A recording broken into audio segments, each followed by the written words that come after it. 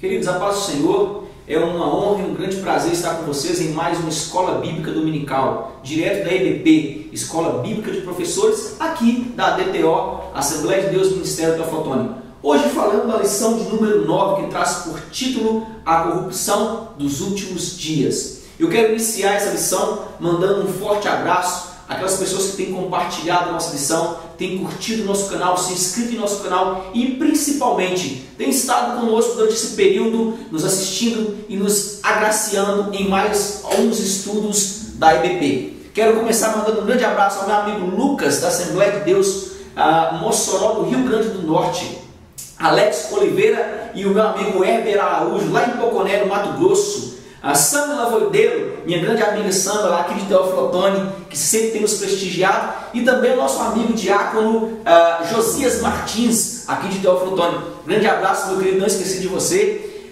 Cícero Almeida, meu grande amigo Cícero Almeida, que sempre compartilha e pede lição, lá de São Paulo, no Ministério Restaurar Vidas. Fátima Maria, da Assembleia de Deus, lá em Recife, no Pernambuco. Ionete Oliveira, em Serra, no Espírito Santo. Ao presbítero Ismael dos Santos Ramos, na Assembleia de Deus, lá em Pacatu, em Sergipe. E o meu querido amigo e presbítero Marcos Pereira Araújo, lá em Fernandópolis, em São Paulo. Hoje eu tenho o prazer de ter comigo uma grande mulher de Deus, que vocês já conhecem, e dois homens de Deus, que também são frequentes aqui na Escola Bíblica de Professores. Eu tenho o prazer de ter comigo o doutor Cristiano, o presbítero Pedro e o diácono Edvandre. Nós vamos hoje falar sobre a corrupção nos últimos dias, e eu sei que a chapa vai esquentar, e eu tive o prazer de convidá-los, porque eu sei que são pessoas de coragem e que não vão falar aquilo que Deus não mandou. Então eu vou iniciar essa lição com o meu querido amigo e diácono Edvandre, com a introdução. Nós vamos ler tópico a tópico, e à medida que formos lendo, nós vamos parando e explicando tópico a tópico. Vai surgir alguns debates aqui, porque a lição hoje vai ferver. Eu queria que você prestasse bem atenção e anotasse os tópicos. Pegue o seu copo com água, a sua caneta, grife a sua revista, para você não perder nenhum momento dessa EBP, que será muito boa. Meu querido, fica à vontade. A paz do Senhor. Espero que essa seja mais uma das grandes lições que nós iremos aprender aqui um com os outros, e que Deus possa abençoar a vida de cada um. Introdução. Deus criou o homem bom e perfeito, mas ele pecou. Como resultado da queda veio a morte e toda sorte de corrupção. Na lição de hoje estudaremos a respeito dos pecados dos últimos dias. Sabemos que, infelizmente, a humanidade, afastada de Deus, vem a cada dia se tornando mais e mais corrupta. Muito bem, nessa introdução eu queria deixar claro para você, professor, e a todos os meus queridos da bancada, que vão concordar com o que eu vou falar aqui, Deus jamais, anote isso aí e leve para a sua sala nessa introdução, Deus jamais criaria algo que não lhe fosse aprazível. O que é aprazível? Aprazível, na tradução original, significa que apraz, que dá prazer. Segundo, apresentável, galante, gracioso e vistoso. Terceiro, benévolo, favorável. Quarto, harmonioso. Logo, essa atitude de Deus em criar alguém era para que ele tivesse um íntimo relacionamento. Em contrapartida, a atitude de Satanás é tirar esses adjetivos da criação, o levando o quê? O levando para longe do mestre, fazendo com que ele se afaste de Deus, o tornando totalmente contrário a esses adjetivos. Onde eu acho algo sobre isso? Gênesis 1, o versículo 24 e 25, há algo fantástico sobre a criação. Alguém está com Gênesis aberto para mim? Diácono Edvandre, Gênesis 1, 24 e 25, fica à vontade. E disse Deus: produz a terra alma vivente conforme a sua espécie, gado e répteis e bestas e feras da terra, conforme a sua espécie, e assim foi. 25. E fez Deus as bestas da terra conforme a sua espécie, e o gado conforme a sua espécie, e todo o réptil da terra conforme a sua espécie, e viu Deus que era bom. Então, esse termo, eu acho interessante que na tradução judaica fala a mesma coisa, mas diz: e viu Deus que para isso ele era bom. E para isso era bom. A tradução são duas traduções que nos mostram que se Deus achou os animais, os répteis, os luminares, o mar, o dono da água, ele achou que era bom, viu que era bom, você imagina a criação do homem. Há nesse sentido do que era bom, a presença de Deus em estar fazendo, como também a presença de Deus de colocar sobre o homem parte dele. Viu Deus que isso era bom. Era algo aprazível a Deus. Então esse aprazível era algo apresentável, era algo galante, gracioso. A tradução diz que era algo harmonioso. Deus criou o homem para um íntimo relacionamento. Então leva isso para a sua sala, para que eles entendam que a criação do homem não foi nada, um acontecimento como haja. Não. Deus tem um tempo e ele começa a fazer o homem, ele começa a planejar o homem. Foi a última coisa a ser criada por Deus, foi o ser humano. Alguém quer falar alguma coisa sobre isso? Cristiano? Gostaria de falar. Fica à vontade. A paz do Senhor, queridos, e que o Espírito Santo possa nos iluminar nesses estudos. Eu achei bem interessante essa foto, né, na página principal, uma máscara. Olhando essa máscara, o que eu posso analisar? Falsidade. Alguém que quer esconder algo muito ruim atrás de algo belo, né? Uma falsa aparência. E no estudo aqui da lição, vai se resumir tudo nisso aqui, nessa máscara. E por quê? Porque a lição trata de corrupção. O professor Elias falou que Deus criou algo bom, Deus criou tudo do bom e do melhor para nós. Mas aí o que aconteceu? Várias coisas foram corrompendo essas coisas boas. A corrupção moral, corrupção de valores, corrupção em várias áreas. E como que eu posso analisar a corrupção? Como uma água que vai ali infiltrando numa construção e vai deteriorando tudo.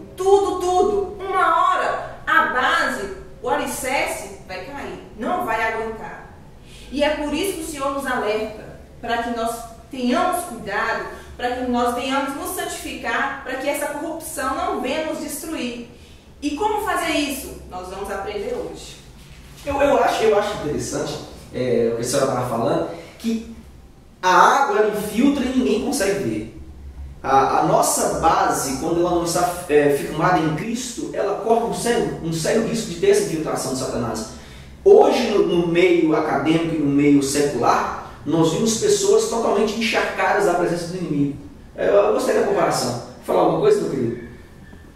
Pastor Elias, os demais que estão aqui, doutora Cris, a lição é muito abrangente, né? Nós vamos estudar essa lição hoje e debater tópico a tópico, mas quando o escritor da revista fala que a humanidade afastada de Deus vem se multiplicando cada vez mais e mais, ou seja, vem se corrompendo mais e mais, nós vemos que é o povo, a humanidade afastada de Deus, e não o povo que Deus escolheu, o povo que Deus amou e chamou para ser seus obreiros. Nós vamos falar hoje bastante a respeito de obreiros aqui, né? Então, a lição é muito abrangente. Nós vamos estudar tópico a tópico e eu acredito que você vai gostar muito dessa lição. Essa diferenciação é interessante, né? Uma igreja dentro da igreja. Sim. Né? Sempre assim, uma igreja dentro da igreja. Verdade. Eu vou continuar aqui no tópico de número 1, os tempos trabalhosos com o presbítero e professor Pedro.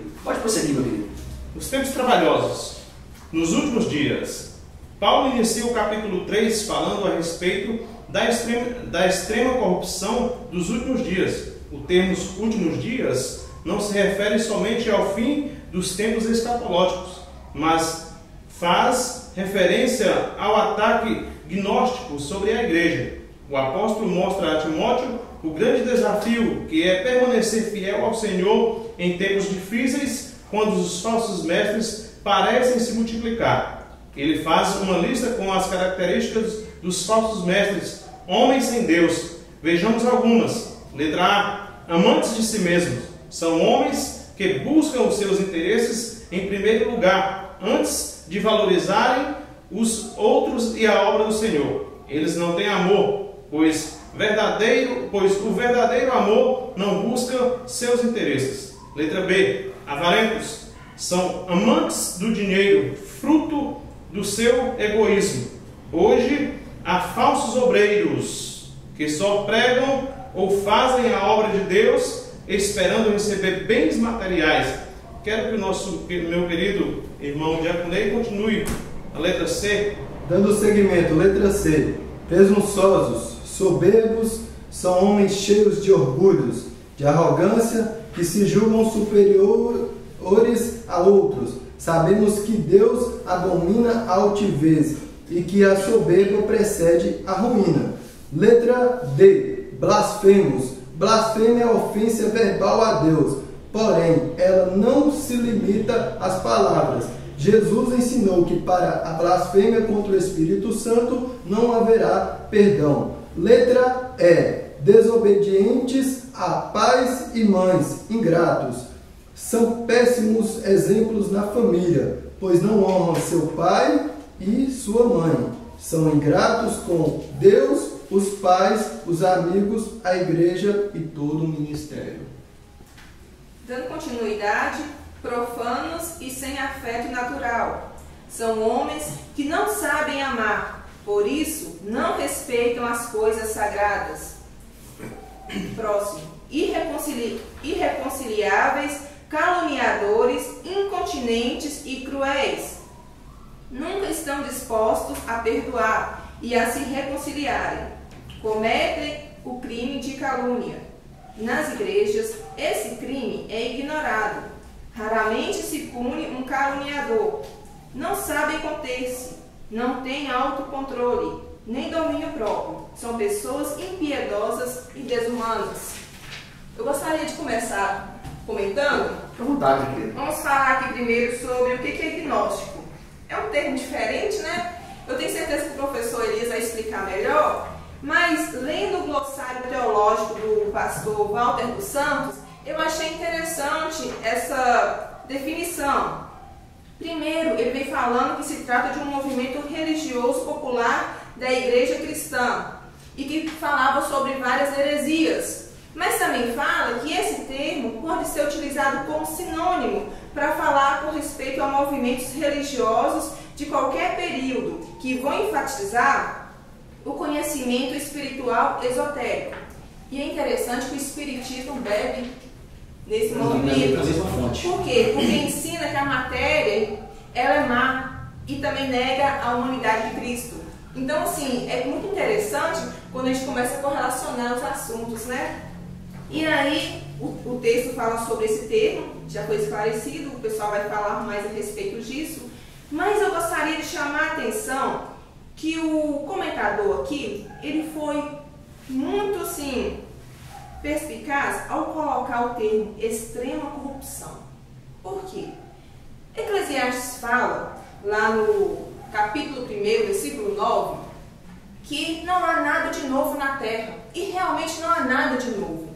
Mas o que nós podemos ver é que nos últimos dias haveria o quê? Uma multiplicação dessas coisas ruins, e é por isso que a Bíblia nos alerta. Por quê? Porque lendo o livro de Juízes, tem uma passagem muito triste que me chama a atenção. A corrupção gera pecado, gera morte, gera muita coisa ruim, mas ela começa quando? Como o presbítero Pedro falou, quando nós nos afastamos de Cristo. E aconteceu esse período ruim lá no livro de Juízes, em que Israel se afastou do Senhor. E o ápice disso a gente pode ver com a quantidade de pecados horríveis que eles passaram a cometer. E um desses foi como? Vou contar rapidamente. Uma pessoa estava na casa de outra e de repente chegaram as pessoas da cidade e pediram para poder... A Bíblia fala, né? Os filhos de Belial, Juízes 19, 22. E aí fala, nós queremos conhecer o homem que você está na sua casa. Esse homem estava com a sua esposa. A sua esposa havia adulterado e havia voltado para a casa dos pais. Mas ele, com boa intenção, quis reatar o casamento. E aí foi buscá-la. E no caminho pararam nessa cidade em Israel. Juízes 19, 22. E aí, de repente, os habitantes de Israel, não estou falando que é de Sodoma e Gomorra, não, é Israel, falou: traga o seu visitante para fora porque nós queremos conhecê-lo. E nós sabemos muito bem que o termo conhecer aqui, né, é utilizado como o quê? Um ato sexual. E aí, aquela pessoa de Israel que recebeu aquele senhor falou: pelo amor de Deus, não façam tal coisa. E aí, aquele senhor deu a sua esposa para aqueles homens. E a Bíblia fala que de forma vergonhosa, pessoas de Israel cometeram ato sexual com aquela mulher a noite inteira. E no outro dia ela amanheceu morta.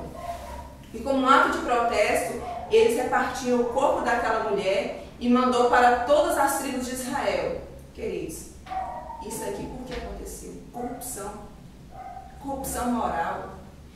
E nós temos que zelar para que essa corrupção não venha se intensificar em nosso meio. Porque o mundo está corrupto. O mundo jaz no maligno.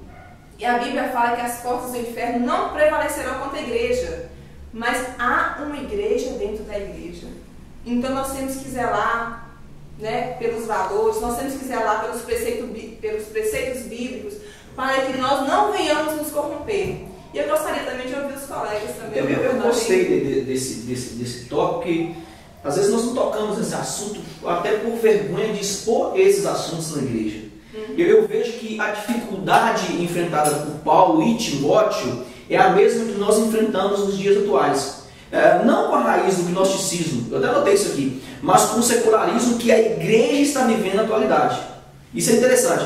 Esse secularismo gera em nós cristãos diversos problemas, como a própria Cristiane já falou aqui: o homofobismo, teologias heréticas e principalmente obreiros sem nenhuma formação de caráter.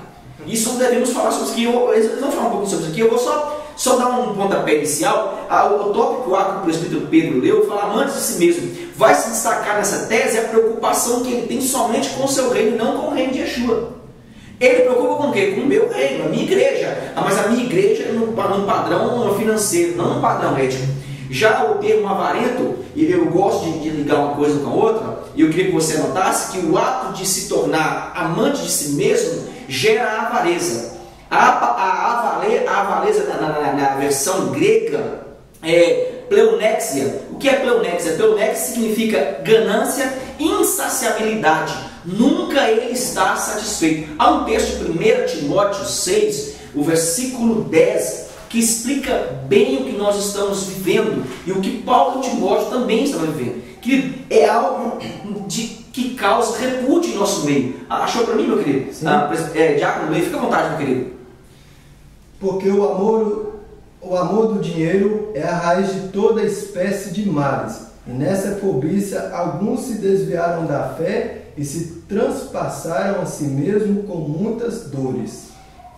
Esse termo ele é interessante porque com muitas dores. Essas dores que nós devemos estudar na nossa sala de aula. É esse debate que nós devemos ter. Eu vou continuar aqui, que eu sei que vocês vão falar. Presunçosos e soberbos. A presunção é um sentimento de altivez. Ou seja, sempre a pessoa está acima da média. Nós tínhamos algo aí. Fala um pouquinho só sobre essas muitas dores. Eu vou esperar no final, vou falar um pouquinho sobre essas muitas dores. Eu até foquei em alguma aula sobre isso aqui. Esse é acima da média. Nós vimos isso acontecer agora na televisão, né? Nós vimos o cantor Thales Roberto dizer que ele está acima da média. Isso é o que? Presunção, soberba da alma. Esse termo no original, existe na raiz hebraica a palavra chav, que significa falsidade. Ele é vazio do que fala. Eu acho que o Thales precisa ser pastoreado. O termo chav no original significa vazio no que fala, e tudo que fala é mentira. Ele não sabe do que ele está falando. Ele não tem a noção do que ele está falando. Aí entra inutilidade, soberbo, insolente e arrogante. Essa é a raiz hebraica de chav. Já o termo blasfemo, blasfemar é o ato de ofender quem? Adonai. Mas este termo, nessa convicção da lição que nós estamos falando, ele é empregado somente no que nós chamamos dos atos, do convívio. Eu acho interessante que o 2 Timóteo 3, o versículo 15, tem algo maravilhoso sobre esse termo. Essa lição vai ser muito boa, eu queria que você prestasse bem atenção nesses termos. Quem achar que em 2 Timóteo 3, versículo 15, fica à vontade, meu querido. 2 Timóteo 3,15 diz assim: e que desde a tua meninice sabes as sagradas letras que podem fazer-te sábio para a salvação pela fé que há em Cristo Jesus. Então, Cris, olha que interessante, Pedro, os que estão aqui. O ato de blasfemar, nós falamos assim, mas eu blasfemo só quando eu falo mal do Espírito Santo, quando eu falo mal de Deus? Não, nos meus atos com a igreja eu blasfemo. Nesse tópico eu acho interessante você anotar isso, que eu posso blasfemar através do meu testemunho. Se eu sou um pastor e eu não peço testemunho, eu estou blasfemando contra o próprio Adonai. Desobedientes, pais e mães, ingratos, a quebra das regras no reino espiritual, eu notei aqui, gera em nós cristãos uma ruptura no reino carnal, nos tornando cada vez mais negligentes para com o nosso próximo. Fora o escândalo. Isso aqui é eminente do que nós vamos falar. Profanos e sem afeto natural. A ruptura no mundo carnal e espiritual gera um homem o quê? Um homem sem amor. Tanto amor físico quanto amor espiritual. Eu sei que você vai falar um pouquinho sobre isso daqui a pouco. Irreconciliáveis, caluniadores e cruéis. A letra G. A calúnia pode gerar uma morte instantânea. Por quê? Porque quem é caluniado, ela não tem defesa a não ser a defesa e aguardar em Adonai, a esperar em Deus. Não tem como ela se defender. Ela vai aguardar em Deus, esperar que Deus dê a resposta pelo fato que ela foi caluniada. Eu acho interessante que o mesmo acontece com quem fala a verdade. Porque quem fala a verdade hoje na igreja é tido como fofoqueiro ou é tido como crítico. Por quê? Porque falou a verdade. Perturbador de Israel. Elias, na realidade. Perturbador de Israel. Porque falou a verdade, querido. Nós precisamos entender que esses termos que Paulo coloca no texto de 2 Timóteo está acontecendo na nossa igreja atual. E eu queria que vocês falassem um pouquinho sobre isso aí. Pode ficar à vontade. Diácono Ivan, pode ficar à vontade, meu querido. Eu queria falar aqui com esse amante de si mesmo. Nós vemos, Elias e meus ouvintes, que nos dias de hoje tem muitos pastores que ele tem o prazer de fazer um congresso na cidade dele para ser reconhecido pelas autoridades políticas, tanto autoridades policiais, até mesmo outras religiões. E eu vejo que muitas ovelhas dentro da igreja dele estão sofrendo por não estar tendo uma palavra que supre a sua necessidade espiritual. E eu vejo o seguinte, que esses pastores nada mais é do que a palavra do Senhor está falando aqui. Ele busca ser amante de si mesmo, amante dos seus deleites, amante das pessoas falarem bem dele, como se ele estivesse fazendo algo fantástico, e sendo que ele não está fazendo nada mais, nada menos do que a própria vontade de Deus. E eu queria focar nesses amantes de si mesmo, e diria o seguinte, o que eu vou falar aqui talvez seria forte, mas eu diria que tem muitas autoridades que o Espírito Santo de Deus não habita mais na vida deles. Eles estão ali, fala até mesmo em mistério, são aquele pastor que prega veementemente que Deus é Deus na vida dele, que não sei o que, até mesmo pessoas aceitam Jesus, mas se você for olhar a vida cotidiana dele, não ora mais, não busca mais a presença do Senhor. Eu diria, pastor, obreiro do Senhor, busca fazer a vontade de Deus, busca orar pelas suas ovelhas, busca levar suas ovelhas aí para a escola dominical, porque essas ovelhas, muitas delas estão indo para o inferno sem ouvir a palavra verdadeira, a sã doutrina, como a lição aqui diz, que é a palavra de Deus. Fica à vontade, eu sei que você quer falar sobre isso. Pega no gancho aqui com o Leizinho. Não são só ovelhas que estão indo para o inferno, mas junto com essas ovelhas estão pastores para o inferno por negarem a fé, por estar trocando ou sendo profanos, estão trocando as igrejas ou estão fazendo das igrejas casas de show, verdadeiras boates, transformando o que é sagrado em profanos. E esses obreiros, a revista fala aqui que há alguns obreiros que são caluniadores, verdadeiros avarentos. Calúnia, Cris, no Código Penal, não sou advogado, você entende bem dessa área, no Código Penal 128, se eu não estou bem enganado, é um crime. Se para a sociedade, se para o Código Penal, se na lei falando assim, grosseiramente, na lei isso é crime, porque dentro das igrejas não implantamos isso como um crime. Então, há obreiros que são avarentos, que amam o dinheiro, trocam a sua fé, trocam a sua paz com Deus pelo dinheiro, por amor à riqueza. Você está pensando que você vai levar o seu dinheiro, a sua riqueza para o céu? Você vai ficar com o seu dinheiro, com as suas ovelhas. Se você está vestido em uma pele de ovelha, mas por dentro do seu sangue corre sangue de bode ou de qualquer outro bicho menos de ovelha, Deus vai cobrar de você. O Senhor vai cobrar de você. Esquece de pregar a verdade, esquecem de pregar aquilo que a Bíblia manda. A Bíblia condena o ato da homossexualidade. Não temos medo de pregar isso, não. É a Bíblia quem condena. Então, se a Bíblia condena, se é pecado a homossexualidade, se é pecado o ato, se é pecado praticar qualquer outra, um caso que seja ilícito aos olhos de Deus, nós não podemos ter medo de pregar a verdade. Amém? Eu gosto desse termo, porque hoje nós estamos rotulando pecadinho e pecadão. Prostituir é pecado, mas falar mal não é pecado. Nas igrejas atuais nós vimos, eu prostituo, eu sou disciplinado, mas eu consigo roubar a igreja e não sou. Nós temos que ter cuidado com isso aqui. Pois é. Agora sim, analisando o comentário de vocês, eu fiquei imaginando, como você falou também, há uma completa inversão de valores. Totalmente. O que esse tópico nos traz? Coisas que hoje em dia estão se tornando comum, práticas, mas que infelizmente não estão, que eram para ser condenadas, mas estão se tornando comuns em nosso meio. Então, qual é o nosso cuidado? Para não nos corrompermos com essas práticas.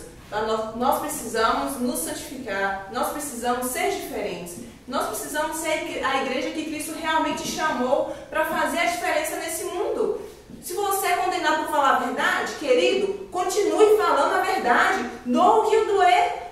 O Evangelho fala o seguinte, que se você não está disposto a dar a sua vida, você não é digno. Nós não somos melhores do que o nosso mestre. Então, assim, nós temos que estar dispostos a dar a nossa vida por amor à causa do mestre. Tópico muito bom. Eu vou continuar aqui no tópico de número 2, que fala sobre falsa aparência com o diácono do professor Lei. Fique à vontade, meu querido. Falsa aparência. Ponto 2. Muitos vão à igreja, têm o linguajar de crente, se veste como crente, porém suas atitudes não condizem com a palavra de Deus. Paulo adverte quanto a estes que querem viver apenas de aparência, enganando e sendo enganado, porém haverá um dia em que eles terão que prestar contas ao Senhor. Estes podem enganar a liderança e os crentes, mas jamais enganam a Deus. O Senhor conhece aqueles que são seus. Eu acho de extrema importância destacar nesse tópico. Tem um texto fantástico em 2 Timóteo 3, o versículo 10. Professor Pedro está com a Bíblia aberta aí. Anote bem esse texto. Esse texto é primordial para essa lição, para esse tópico 2. Fica à vontade, meu querido. 2 Timóteo 3,10. Tu, porém, tens seguido de perto o meu ensino, procedimento, propósito, fé, longanimidade, amor e perseverança. Olha que interessante, a palavra conduta, já na a versão judaica diz: você, entretanto, seguiu de perto o meu ensino, conduta, propósito na vida, confiança, constância, amor e perseverança. Há uma tradução, é interessante essa tradução. A palavra conduta, propósito de vida, constância e perseverança é o oposto de quem mantém uma falsa aparência. Por quê? Porque o mesmo não a mantém por muito tempo. Pois a constância, note isso aí, é a maior inimiga de quem é hipócrita. Ele não consegue ser constante na igreja. Ele começa o trabalho e para. Você tem um projeto, ele rouba o seu projeto, mas ele começa o seu projeto porque ele não consegue controlar o seu projeto, porque não foi ele que fundamentou o seu projeto. Amado, como isso acontece na igreja? Há uma hipocrisia tão grande. Pega o seu projeto, coloca um adesivo no seu projeto, mas no fundo você sabe que é o seu projeto. Amado, essas pessoas eles não conseguem ter constância. Por quê? Porque são hipócritas. Então a palavra constância aí, ela é a maior inimiga de quem não tem um propósito com Deus. Professor Elias, essa situação parece política. Política, quando verdade. Um prefeito perde, não todos, mas quando um perde, aí pega o projeto do outro, muda o nominho lá, muda a carinha da campanha, coloca a campanha dele, mas o projeto é do outro, né? Não, e é interessante que no nosso meio não deveria acontecer. Verdade. Né? Não deveria acontecer. Você quer falar alguma coisa? Eu queria falar o seguinte, que eu entendo dessa forma. A pessoa que realmente não teve um encontro, um verdadeiro encontro com Deus, com o Espírito Santo, Elias usa um termo mais forte, né, no hebraico, eu diria o seguinte, que realmente ele não consegue ter essa constância. Porque como diz Cris, é interessante essa lição, ter na capa dela uma máscara. Há muitas pessoas mascaradas dentro da igreja, que dentro da igreja ele se diz, né? Ele se mostra ser um bom pastor, um bom obreiro, mas depois é um pastor que chega em casa e espanca a esposa. A pessoa fala assim, não existe isso no meio cristão. Que é isso, irmão? Nós temos que largar de ser hipócrita e falar que existe sim pessoas que estão dentro da igreja, pastor que compra e não paga, pastor que não tem testemunho para os seus filhos, e depois quer que o filho venha para a igreja. Não existe isso, não. Nós vamos falar sobre isso aqui. Um pouquinho mais à frente nós vamos tocar essa bolinha para que o pessoal entenda esse tópico. Eu vou continuar no tópico número 2. Paulo, um exemplo de obreiro em tempos difíceis, como o presbítero e professor Pedro. Um obreiro exemplar. Paulo exorta Timóteo a fim de que ele perseverasse na sã doutrina e sempre procurasse pregar a palavra de Deus em todas as ocasiões. Como líder, Paulo era um exemplo a ser seguido pelos demais pastores e por toda a igreja. Ele era um seguidor autêntico de Jesus, na proclamação do Evangelho e na doutrina de Cristo. Essa aqui, eu sei que vocês vão gostar dessa aqui. O parâmetro nesse tópico, anote isso aí, professor. O parâmetro para sabermos se estamos bem em nosso ministério. Qual é o parâmetro? Entenda isso aqui, anote. Qual é o parâmetro para você saber se você é um bom professor, se você é um bom pastor, se você é um bom diácono, se você é um bom evangelista? O parâmetro é saber se estamos empolgando os jovens da igreja a seguir o episcopado nosso.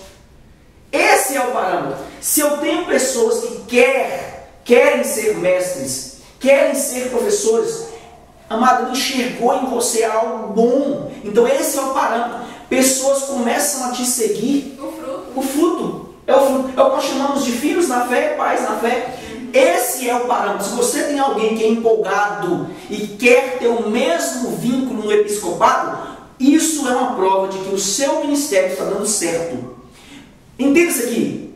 Quando as pessoas querem dar os mesmos passos que você, prova que há em você uma atitude de caráter. Há em você frutos, como diz a professora Cristiana.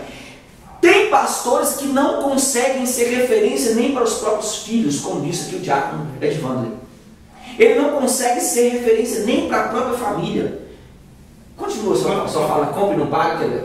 Fala aí. Eu diria o seguinte, porque nós falando aqui de falsa aparência, aí as pessoas querem generalizar, eles querem colocar o todo da igreja, quer colocar a igreja toda como por causa de uma ou duas pessoas. Irmãos, a igreja do Senhor existe, a igreja do Senhor tem levado a palavra de Deus. Agora nós como cristão, eu que compro e pago, Pedro, Cris, Elias, nós não podemos ser comparados a uma pessoa que faz um show e é presunçoso. Nós não podemos ser comparados a uma pessoa, um pastor que compra e não paga. Nós não podemos ser comparados a uma pessoa que faz a obra de Deus de qualquer jeito, como se nós fôssemos do mesmo saco de farinha deles. E nós não somos. Nós somos cristãos que estamos buscando fazer a vontade do Senhor. Eu tenho que dar exemplo, irmão. Onde é que eu for, eu tenho que dar exemplo de cristão. Como que eu vou chegar numa cidade que eu trabalho viajando e chego lá e dou exemplo de cristão, aí depois vem Pedro que trabalha na mesma cidade e passa lá e vai ouvir das pessoas coisas que eu fiz e que não é do agrado de Deus. Eu queria levantar uma questão aqui. Fica à vontade, querido. Você falou sobre a questão do fruto, de quem está à frente precisa produzir o fruto. Qual seja, pessoas vendo o seu testemunho querer seguir o mesmo caminho, né? Os passos de Cristo. Agora eu queria levantar uma questão. Vou falar que essa questão é um pouco pesada, ou muito pesada espiritualmente. Por exemplo, Davi. Davi produziu tantos frutos, mas não era porque ele era bom. É porque ele foi ungido. É porque ele tinha o Espírito Santo na vida dele. Só que os frutos dele foi tão bom, mas tão bom, que Saul não aguentou e ao invés de querer produzir os mesmos frutos, querer seguir os mesmos passos, queria matá-lo, ao invés de seguir os passos. Eu vejo aí que tem pessoas que sempre traz consigo um veneninho para jogar na raiz das nossas árvores, né? Eu vejo Davi ali, eu vejo Saul ali, sempre com um veneninho tentando infectar Davi. O que a professora Cris está falando é muito profundo. Eu queria entrar... Mas só concluindo esse raciocínio, né? Logo após você falando, quero ouvi-lo. Líderes, se você está produzindo fruto na obra que Deus confiou a você, se alegre. Se tem gente crescendo porque você está trabalhando, se alegre. Dê graças ao Senhor. E não tente matar esse fruto, não. Não tente matar esse fruto. Porque um dia você vai prestar contas perante o Senhor. Deus é um Deus de amor, mas também é um Deus de justiça. E a Bíblia fala que aqueles que confiam no Senhor jamais, em hipótese alguma, serão confundidos. Então produza frutos e um dia você vai ter que prestar contas ao Senhor desses frutos. Eu queria falar, pegar um gancho daquilo que Cris falou. Por exemplo, tem muitos pastores que vê que tem pessoas que são talentosas, pessoas que têm vocação para crescer dentro da obra de Deus. Mas é aquele pastor que ele pega a obra e quer pegar ela pelas costas e fazer tudo sozinho. Tem pastor de jeito no nosso meio. Então eu diria o quê? Que essas pessoas que podiam estar na frente gerando frutos, não estão, e muitas das vezes ele faz aquela consagração de pessoa sem intenção nenhuma de crescimento da obra de Deus. E muitas das vezes, falando como o Cris falou em relação à vida de Davi e Saul, eu diria que Saul sabia que mais cedo ou mais tarde o tapete dele seria puxado, não por causa de Davi, mas o tapete dele foi puxado por desobediência a Deus. Então, se a pessoa que é um pastor, que foi ungido do Senhor, não está fazendo a vontade de Deus, meu irmão, você pode ter certeza que mais cedo ou mais tarde seu ministério vai cair. E Deus vai colocar um Davi no lugar seu, viu? Pode ter certeza disso. Irmão Pedro, pode ficar à vontade dele. Sim. Quando a essência é boa, Elias, todos querem ir à flor, né? Quando a fonte é boa, todos querem beber dela. Então Paulo, ele era um autêntico seguidor do cristianismo. Ele tinha a essência de Cristo. Paulo, ele tinha cheiro de Cristo. É por isso que ele mesmo disse: sede meus imitadores, como eu sou de Cristo. Então, quando a fonte ela é boa, ela produz muitas coisas boas.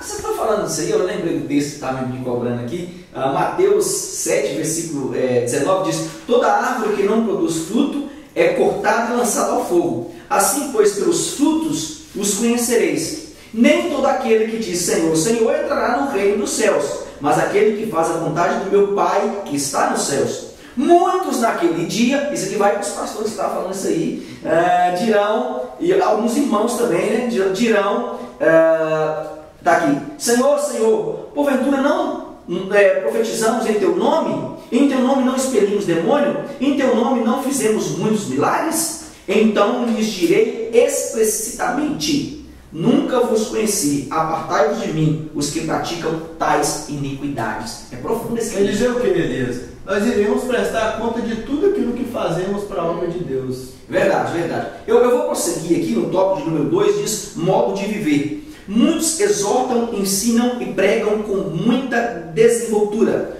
Todavia, na prática não vivem aquilo que transmite nos púlpitos. Paulo não somente ensinava, mas sua vida era um testemunho vivo do poder transformador do Senhor Jesus Cristo. Com toda autoridade, ele podia afirmar: sede também meus imitadores, irmãos, e tende cuidado, segundo o exemplo que tendes em nós, pelos que assim andam. A eloquência, anote isso aí, professor, A eloquência gera uma vida ou uma conversão momentânea. Já o testemunho gera uma vida para a eternidade. Eu estava ungido quando eu falei isso aqui. De nada adianta pregar bem se na realidade ao descer do púlpito ninguém o tem como referência. Isso é muito profundo. Tem pessoas que na igreja é uma benção, mas lá fora as pessoas falam assim, esse aí não tem testemunho. E na atualidade nós estamos lidando com seres humanos dentro da igreja desse jeito. São excelentes membros, mas são péssimos irmãos e amigos lá fora. Suas ações acabam apagando suas palavras, né? Condenando. Há uma condenação. Eu vejo isso como pessoas que não... o diácono Edvander falou algo engraçado. O termo Ruach HaKodesh, no original Espírito Santo, nós falamos Espírito Santo como se fosse uma brincadeira, mas o judeu não. Ruach HaKodesh para ele é aquele que me abraça. Então quando eu digo Ruach HaKodesh, eu sinto o abraço do Espírito Santo. Então há uma diferença entre eu dizer Espírito Santo e Ruach HaKodesh. Eu sinto que ele me envolve. Eu posso dizer e afirmar que tais pessoas não foram abraçadas pelo Espírito Santo. Essa é a grande verdade. Não é isso? Porque quando eu sou abraçado pelo Espírito Santo, quando eu sou batizado pelo Espírito Santo, quando eu sinto a presença do Espírito Santo, eu consigo ter a noção da sensibilidade de um bom testemunho. Ok, meu querido? Olha, tudo isso aqui é muito interessante para o nosso crescimento. Eu acredito que Deus primeiro fala conosco, né? Para falar também com todos os ouvintes. Mas eu queria deixar aqui algo bem claro para você que está nos ouvindo, que está participando conosco aí pela internet. Irmãos, nós não estamos criticando pessoas. Nós estamos fazendo um estudo de casos, né, de um modo geral, que você tenha esse discernimento. Por quê? Porque a Bíblia fala que nós não devemos criticar nem julgar, mas a mesma Bíblia nos alerta que nós devemos ser como os crentes de Bereia, que ao ouvir, examinava tudo para saber se realmente estava nas Escrituras. Por quê? Porque se você aprende algo errado, você fica muito volúvel, você fica muito à mercê de quem fala. E você é uma presa fácil para o inimigo. E também mais, a Bíblia fala que nós devemos examinar e não criticar e nem caluniar, como Pedro falou, examinando tudo e retendo bem, né? Igual está em Tessalonicenses 5:21. É por isso, Cris, que a igreja ela sempre foi bombardeada, nos primeiros apóstolos, a primeira igreja após Cristo, sempre foi bombardeada e sempre foi alvo do gnosticismo, sempre foi alvo de falsos mestres, por não estudar a palavra de Deus, por não pesquisar, por não ser uma igreja de Bereia. Verdade. Há hoje, ainda no nosso meio, obreiros que se intitulam ser pastores, que se intitulam ser bispos, se intitulam ser o mais alto segundo Deus aqui na terra, e na verdade, lá no fundo ele está caindo. Mas na realidade isso é uma consequência do próprio povo. A Bíblia diz, meus filhos erram por não conhecer as Escrituras. O povo não curte terça-feira, que é culto de estudo, curte quarta-feira, que é culto de estudo, eles não querem ir para a igreja. Mas quando falam um show aí, as pessoas lotam. Eu vou continuar, não tem muita coisa para falar aqui ainda. O tópico de número 3 diz intenção, fé, longanimidade e amor com a professora Cristiane. Intenção, fé, longanimidade e amor. A intenção de Paulo não era se promover, mas promover o Evangelho de Cristo. Seu desejo era ganhar almas para Cristo. Ele era um homem de fé, por isso pôde suportar todos os embates, combates e sofrimentos que passou durante o seu ministério.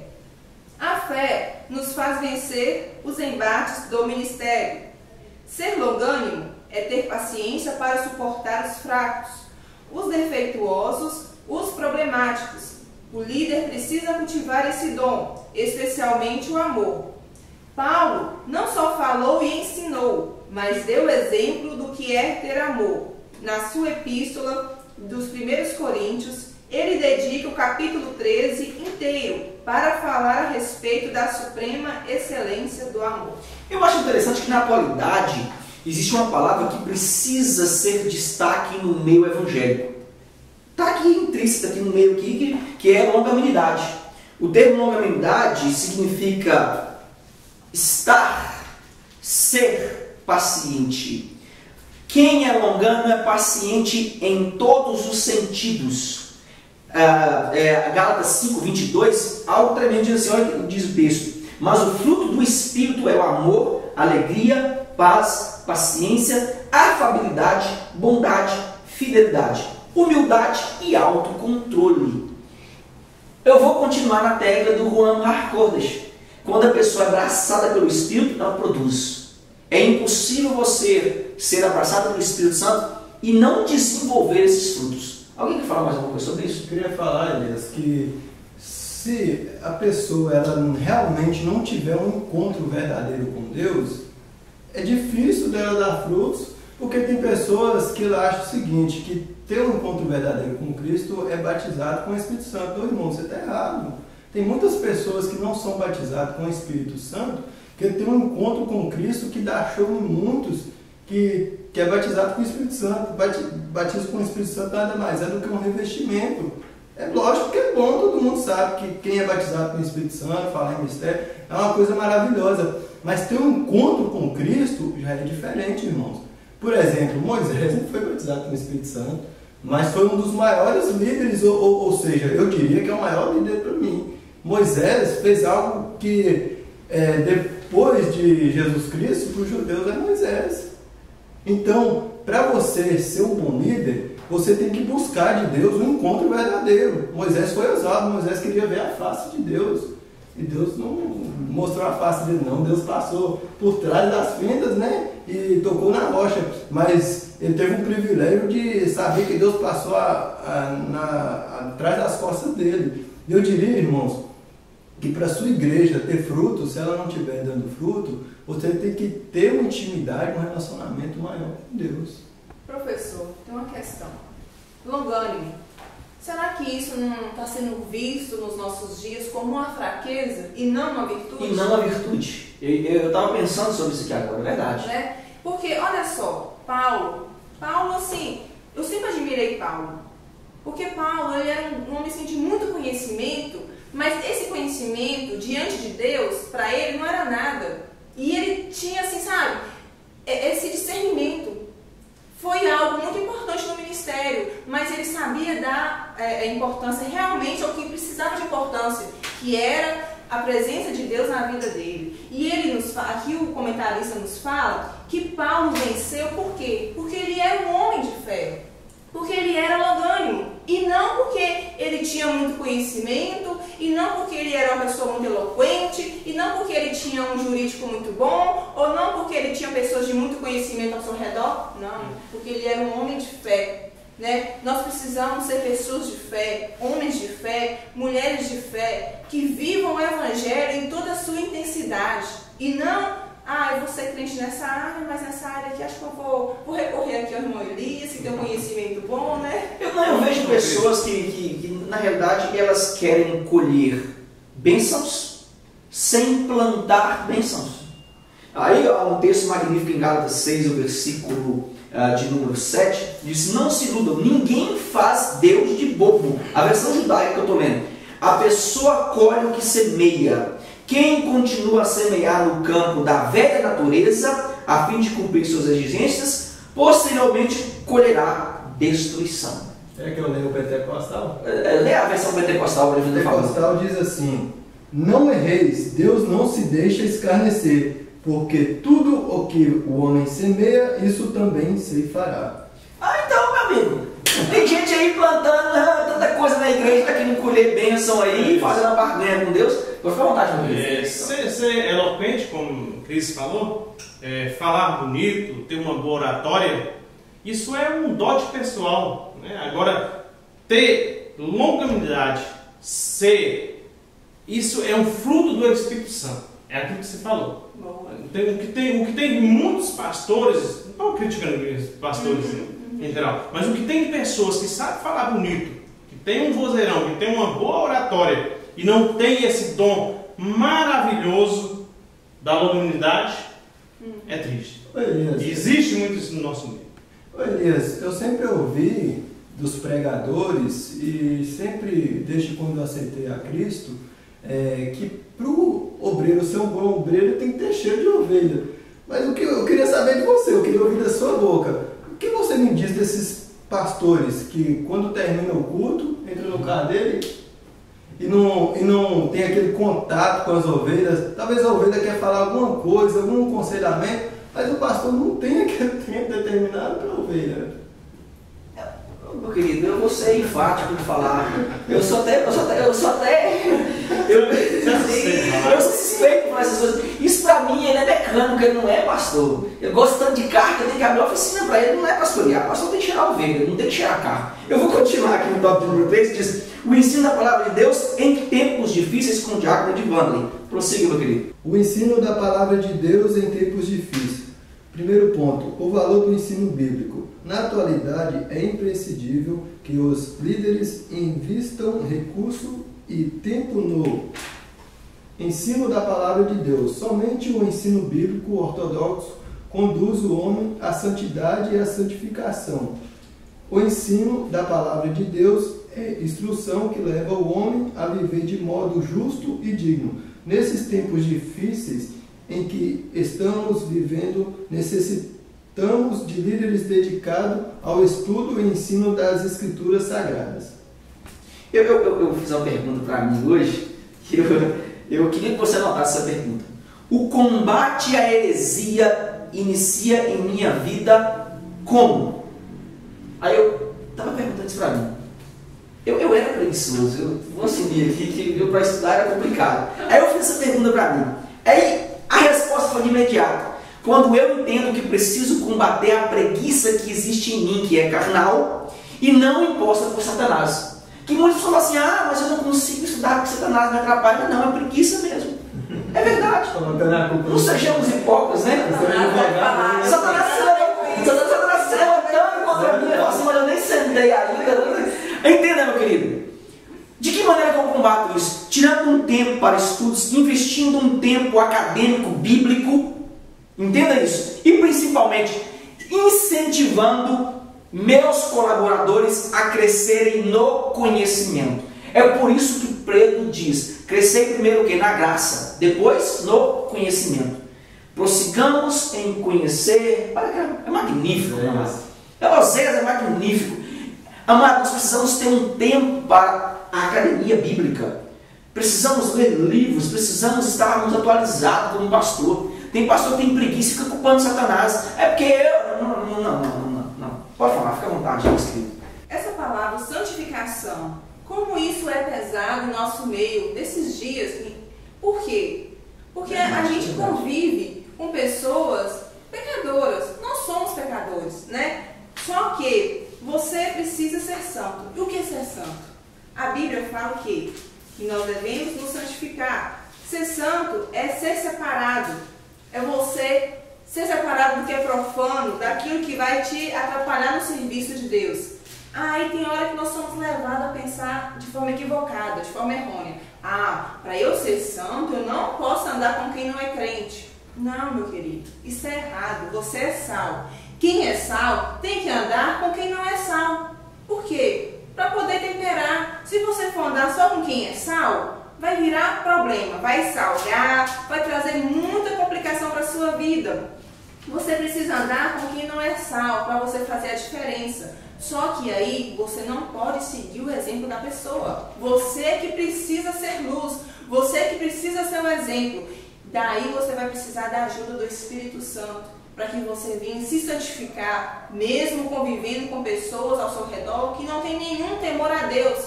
Mas através do seu testemunho você pode ganhá-los para Cristo, né? E você vendo tanto problema, talvez no mundo, talvez na igreja, você também não pode perder a esperança. Sim, você não pode perder. A Bíblia fala em Romanos 12:2 que nós não podemos nos conformar com esse mundo, mas precisamos ser transformados pela renovação do vosso entendimento, para que nós possamos conhecer a perfeita vontade de Deus. Então, querido, nós precisamos nos santificar, nós precisamos conhecer qual é a vontade do Senhor e nós precisamos permanecer firmes, porque fiel é aquele que nos chamou. Magnífico, gostei. Eu vou continuar no tópico de número 2, que fala sobre combatendo o espírito do anticristo com a palavra de Deus, com o presbítero Pedro. Combatendo o espírito do anticristo com a palavra de Deus. Vivemos tempos difíceis, porém sabemos que o anticristo ainda não está no mundo, mas muitos de seus seguidores já se encontram em plena atividade, inclusive realizando sua obra satânica de oposição a Cristo e sua igreja. Severa-nos a Bíblia, filhinhos, é já a última hora. E como ouvistes que vem o anticristo, também agora muitos se têm feito anticristos. Observe alguns dos instrumentos utilizados por Satanás nesses últimos dias contra o rebanho do Senhor. Letra A, o relativismo. O relativismo moral domina o pensamento na atualidade, em nome de um falso pluralismo e de respeito à diferença. O diabo vem convencendo as pessoas de que nada é errado, tudo é relativo. Letra B, leis infames. Leis que criminalizam e preveem a prisão daqueles que usam textos bíblicos para falar contra a homossexualidade. Leis que querem legalizar o uso de drogas e prática de aborto. Nesse tópico de número 2, eu vou discordar um pouco, queria que você notasse na sua revista e levasse para a sua sala. Eu vou discordar do Elinaldo Renovato aqui nesse tópico, porque a manifestação do anticristo já se faz presente em nosso sistema há muito tempo. A 1 João 5,19, olha que interessante, diz: sabemos que somos de Deus e que o mundo todo jaz no poder do maligno. O versículo de número 20, ele vai dizer: sabemos que o Filho de Deus veio no seu discernimento para que possamos conhecer quem é o unigênito. Além disso, estamos unidos com ele e que ele é genuíno, unidos com o Filho de Yeshua, o Messias. Ele é Deus, genuíno, e tem a vida eterna. Filhos, guardem-se dos falsos mestres. 2 Coríntios 4, versículo 4, se puderem abrir para mim aí, nós vamos ter também Paulo já admoestando e mostrando que o anticristo se faz presente no sistema. Queridos, se eu digo que o anticristo não está no mundo, nós estamos pregando algo totalmente reverso ao que a Bíblia está falando. Eu acho que nós devemos ter um cuidado nesse tópico aqui. Quem achou para mim 2 Coríntios 4:4? Edivando, pode contar. 2 Coríntios 4:4, nos quais o Deus deste século cegou os entendimentos dos incrédulos, para que não lhes resplandeça a luz do Evangelho da glória de Cristo, que é a imagem de Deus. Então nós precisamos entender que essa ação existe desde o início. Desde quando Satanás tentou a Eva e a Adão, é uma ação do inimigo na pessoa do anticristo. Nós vamos entender que só muda o cão, só muda a coleira, mas o cão é o mesmo. Então, isso está nos mostrando o quanto precisamos estar o quê? Preparados.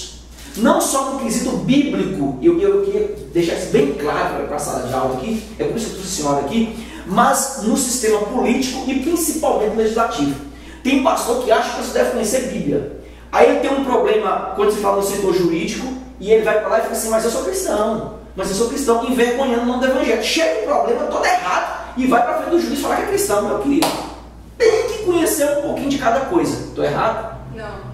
Precisa conhecer realmente. Olha só, essa questão mesmo do anticristo, isso é muito interessante, né?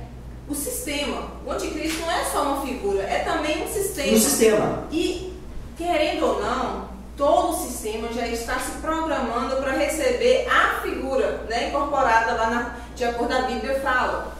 Queridos, nós precisamos ler, nós precisamos nos informar. Deus nos fala através da Bíblia que é necessário que a gente esteja olhando para Israel, mas não somente para Israel, mas para todo mundo. Por exemplo, os blocos econômicos. Toda a economia mundial está se organizando em blocos. Por quê? Porque fica muito mais fácil reger o mundo através de blocos.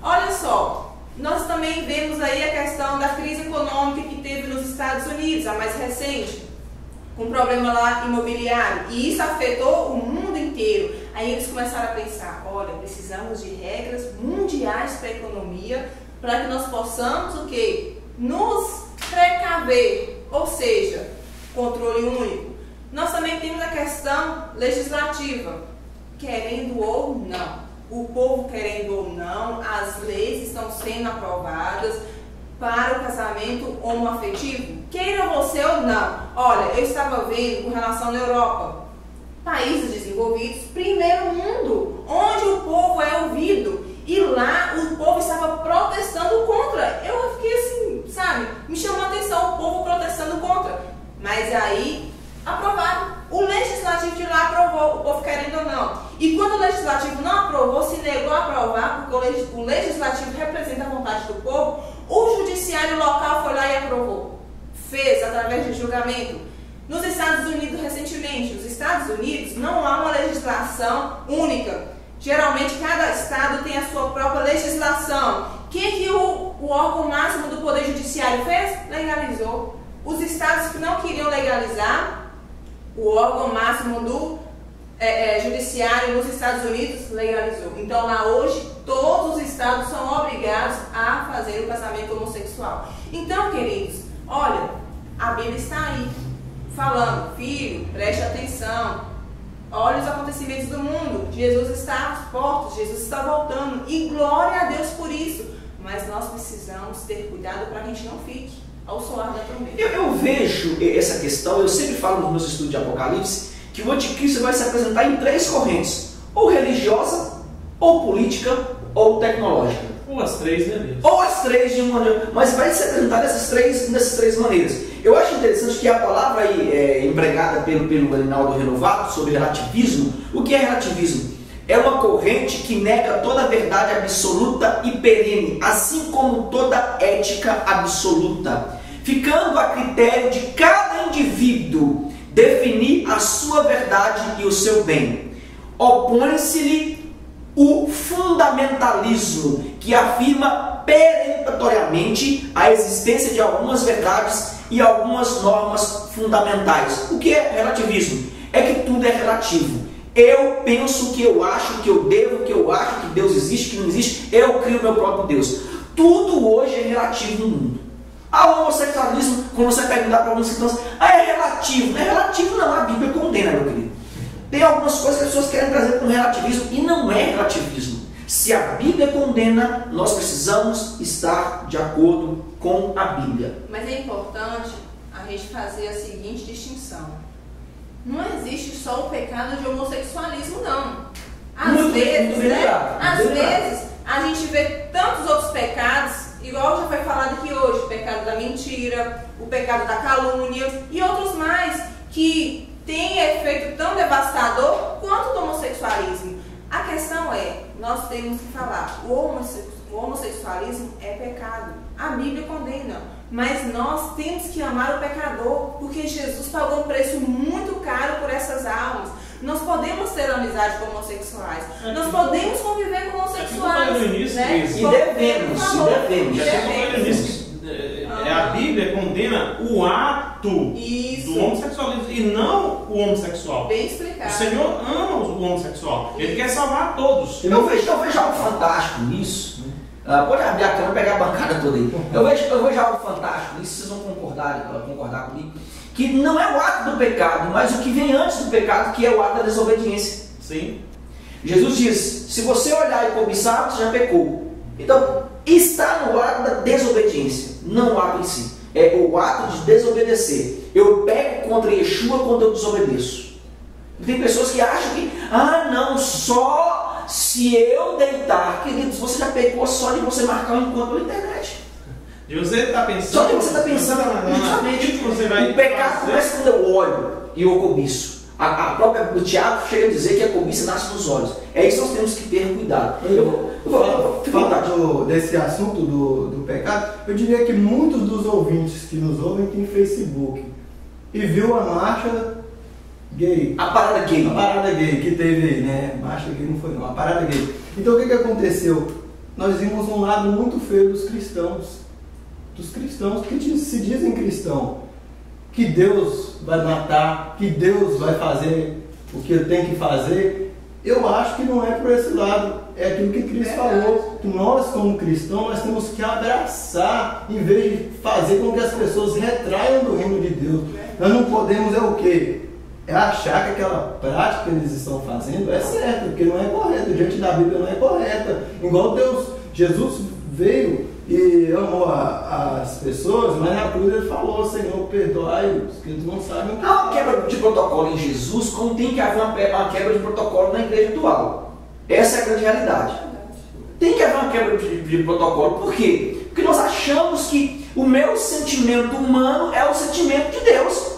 Eu quero matar, Deus também vai matar. Peraí, mas não, eu sou Deus, por acaso? A gente tem visto muito isso até nos hinos. Até nos hinos. Já reparou isso, gente? Você já reparou que nós queremos fazer a nossa vontade, que Deus faça a nossa vontade? Eu vou continuar aqui no tópico 3 com a professora Cris, que diz a palavra de Deus e as suas referências éticas. Fica à vontade, meu querido. Só mais um comentário breve com relação a leis infames. Olha, realmente há muitos projetos de leis. Projeto de lei é aquilo que está sendo encaminhado para votação, mas ainda não está em vigor. Que tenta, assim, barrar a igreja. Mas nós temos que lembrar também que igreja e Estado são coisas totalmente diferentes. Jesus não veio implantar um Estado como o povo judeu acreditava. Jesus veio implantar a igreja. E às vezes a gente vê hoje pessoas confundindo isso. Jesus não veio implantar um Estado aqui, foi a igreja. Daí, queridos, o Senhor Jesus é quem sustenta a sua igreja. Nós temos que realmente confiar nele e saber que nós temos meios terrenos, mas o maior de todos os meios é a oração e confiar nele. E dando continuidade aqui no item 3, a palavra de Deus e seus referenciais éticos. As leis de muitos países favorecem a imoralidade e a falta de ética na sociedade. Muitas delas são estabelecidas sob a égide de filosofias materialistas, relativistas e pluralistas. A palavra de Deus, todavia, traz em seu âmago referenciais éticos e morais para a plena felicidade das famílias em qualquer civilização. Os que rejeitam esses referenciais ficarão perdidos, inseguros, sem rumo e orientação. O resultado disso é a tragédia moral que vem se abatendo especialmente sobre a família e a sociedade como um todo.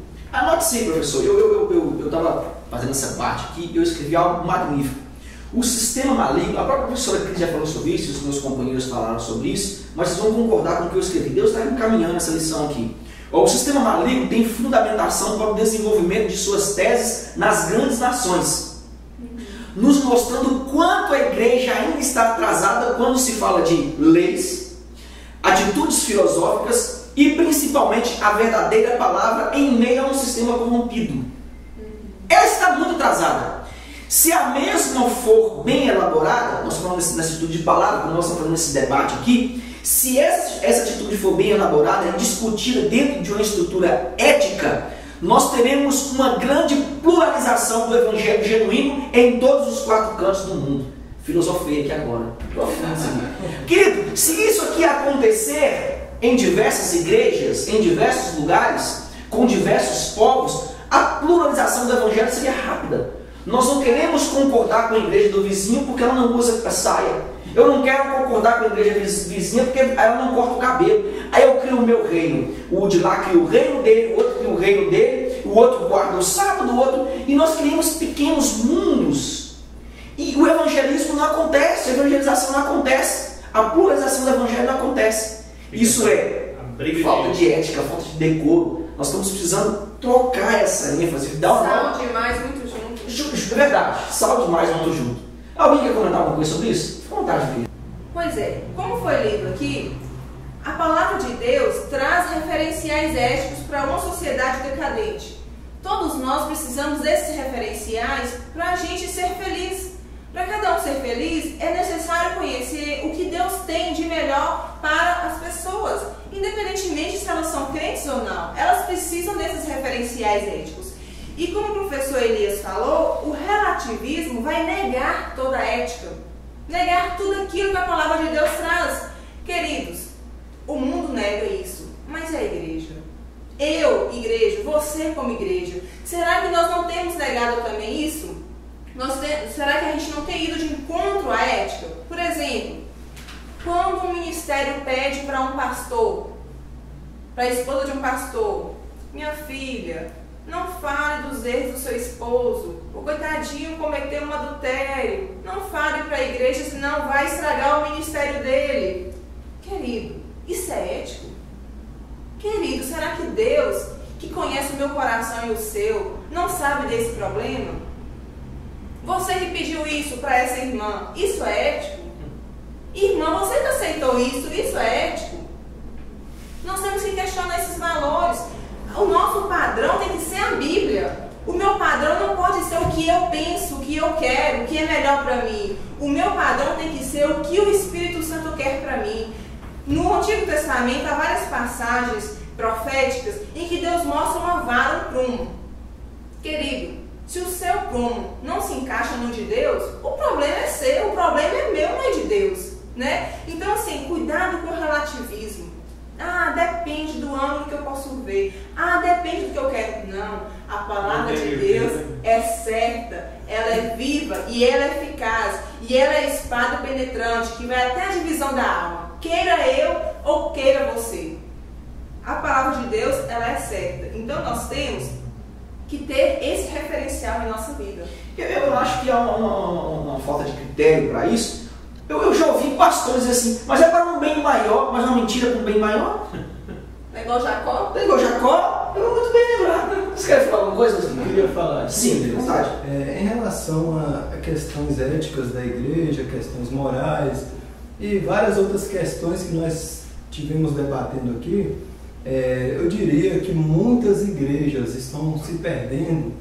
Eu diria foi com aquilo que o apóstolo João, o apóstolo do amor, falou para a igreja, as 7 igrejas da Ásia Menor. O amor. Eu diria que se nós fosse resumir tudo aquilo que nós estamos falando aqui, é realmente o amor. E o amor está em quem? Está em Cristo, através da essência do Espírito Santo. Então, irmãos, nós vemos que a igreja está sendo defadada por causa desse amor que muitos pastores não estão mais tendo no coração, porque tem pastor que não faz visita mais não, tem pastor que ele esqueceu daquele irmão que desviou, porque ele acha que desviou, que tem que ir para o inferno. É assim não, irmãos. Então perdeu muito essa questão. Aqui falo de ética, eu não quero fugir do assunto não, ética, moralidade, essas questões tudo. Mas se formos observar isso aí, essa perca se dá por falta da presença do Espírito Santo, porque se a pessoa ela deixa de buscar a Deus, deixa de santificar a Deus, como a própria palavra diz, sede santo porque eu sou santo. Jesus fala, sede perfeito como eu sou, assim como meu Pai é perfeito no céu. Paulo fala, sede meus imitadores de Cristo, assim como eu também sou. Então, é essa a essência que nós devemos ter. Nós temos que ter uma conduta de ética voltada cristã para a palavra do Senhor. Então eu vejo que muitos pastores não têm mais moral, não têm mais ética, não têm mais nada, por causa da presença de Deus que não está na vida deles. Perdeu o sacerdócio pastoral. Perdeu o sacerdócio. Eu vou fazer a conclusão, diz assim, vivemos tempos difíceis, por isso precisamos nos voltar para a palavra de Deus. Ela é um guia seguro para conduzir o crente nesse mundo de trevas morais e espirituais. A igreja do Senhor Jesus é formada de pessoas que são sal da terra e luz do mundo. Portanto, sejamos para essa sociedade pós-moderna. Eu quero terminar, encerrar as considerações finais minhas e dos meus convidados, com um texto de Yoshanan, 1 João 2, versículo 15, que diz: não amem o mundo nem as coisas dele. Se alguém ama o mundo, o amor do Pai não está nele. Pois todas as coisas do mundo, os desejos da velha natureza, os desejos dos olhos e as exigências da vida não provêm do Pai, mas do mundo. 17 diz: e o mundo está passando, e também os seus desejos. Aquele, porém, que faz a vontade de Deus, permanece para sempre. Querido, que Deus possa te abençoar. Considerações finais dos meus convidados, fique à vontade. Eu gostaria de agradecer a você que acompanhou essa lição. Que Deus abençoe a sua aula, que Deus abençoe a sua vida, que você tenha realmente um conhecimento em Cristo Jesus e que você possa produzir bons frutos. E queria deixar um conselho que eu li no livro da Joyce Meyer, muito interessante. Ela falou que um dia um sábio lhe disse: Joyce, Deus tem dado a você o ouvido de muitos. Seja sensível e fale somente quando Deus falar por intermédio de você. Então, fale somente aquilo que Deus quer que você fale. Cuidado com suas opiniões, com seus pensamentos, que talvez podem estar dissociados da verdadeira vontade do Senhor. E se você observar isso, eu tenho certeza que você terá muito sucesso na sua liderança. Queridos, que Deus possa abençoar.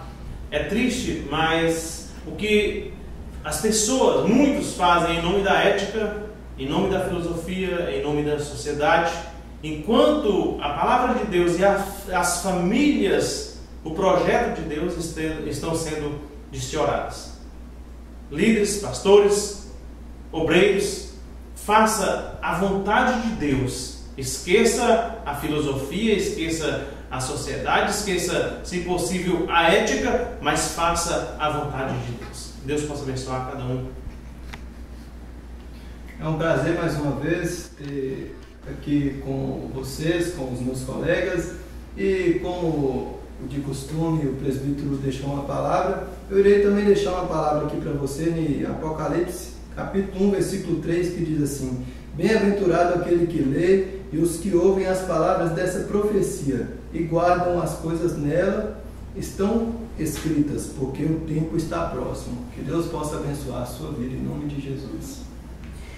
Forte abraço a todos e até a próxima lição, e que Adonai te proteja nessa aula tão difícil. Nós sabemos que será uma grande questão para os professores, uma grande dificuldade, mas Deus vai te abençoar e será a bênção mais uma vez. Passa com todos, amém.